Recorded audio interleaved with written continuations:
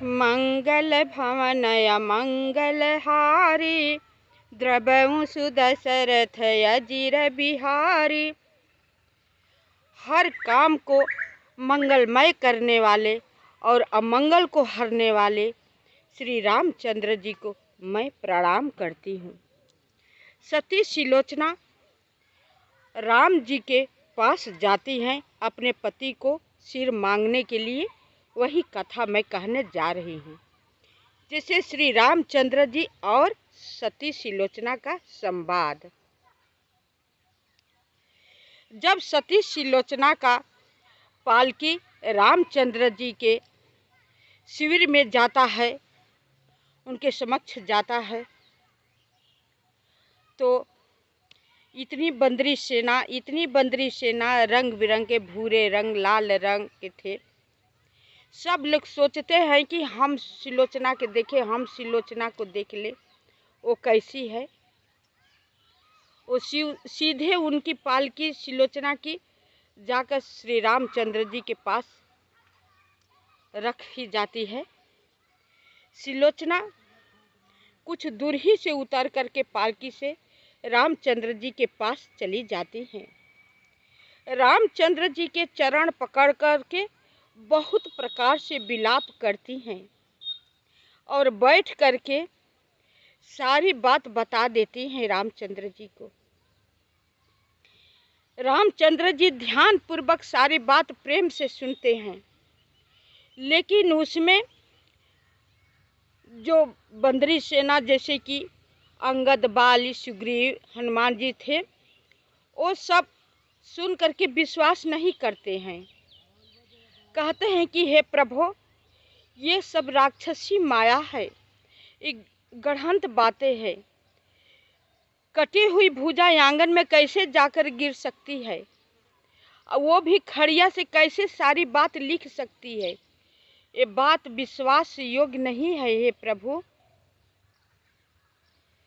रामचंद्र जी कहते हैं कि कोई आश्चर्य की बात नहीं है। कहते हैं नहीं प्रभु, आप नहीं जानते हैं, एक राक्षसी माया है।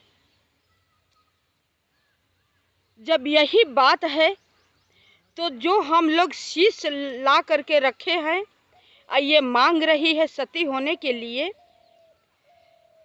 तो उस शीश के हंसा देगी तो हम लोग को विश्वास हो जाएगा।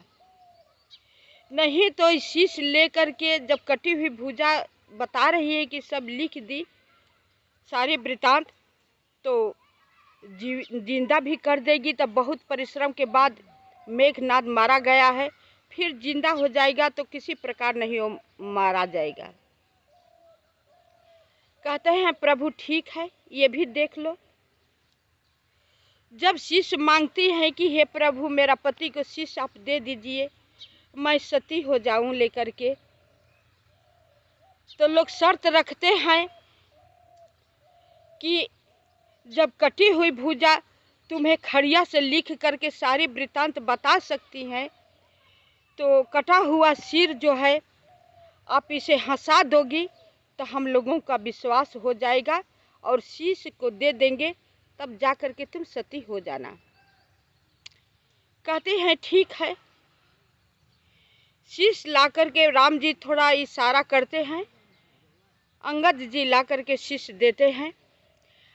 अपने गोद में शीश को लेती है, आंचल से पोंछती है और कहती हैं हे प्रभु, आप मुझे छोड़ करके चले गए।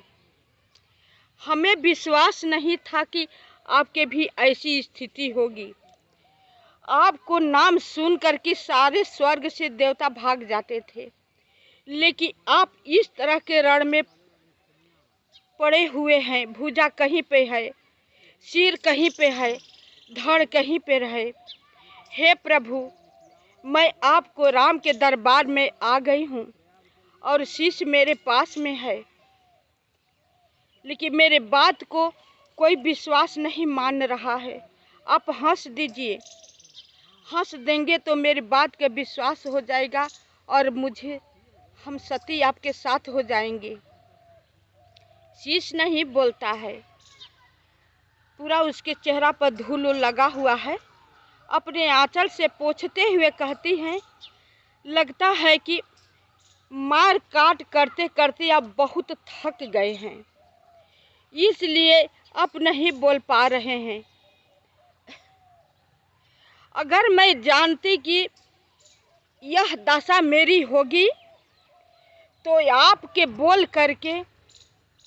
अब यहाँ पर थोड़ी सी लोचना बोलती है, यह मैं जो जानती कि यह गति होगी हाय, यह मैं जब जानती कि यह गति होगी हाय, अपने पति के बोल के पितु के रण में देती पठाई। ये कहती है कि यदि हम जानते कि मेरी ये दशा होगी, आपको भी ये दशा होगी, तो आप बोल देती कि आप अपने पिता की तरफ से युद्ध मत कीजिए, मेरे पिता की तरफ चल जाइए। जो कि उसके पिता लक्ष्मण जी थे, सिलोचना का पूर्व जन्म की कथा बोल रही हैं। सिलोचना भी शेषनाग की पुत्री थी। तो आज वो बात बोल रही है कि हम जानते कि आपकी ये गति होगी, तो आपको बोल देती कि पिता के रण में चले जाइए, तो ये दशा न आपको होती न मेरी होती।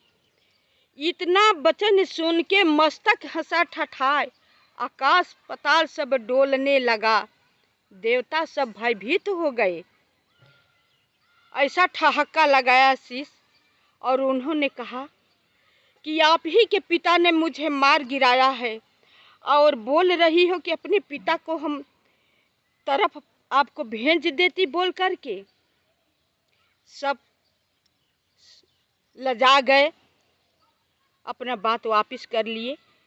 भगवान श्री रामचंद्र जी ने शीश दे दिए। शेष भाग अगले वीडियो में सती होना।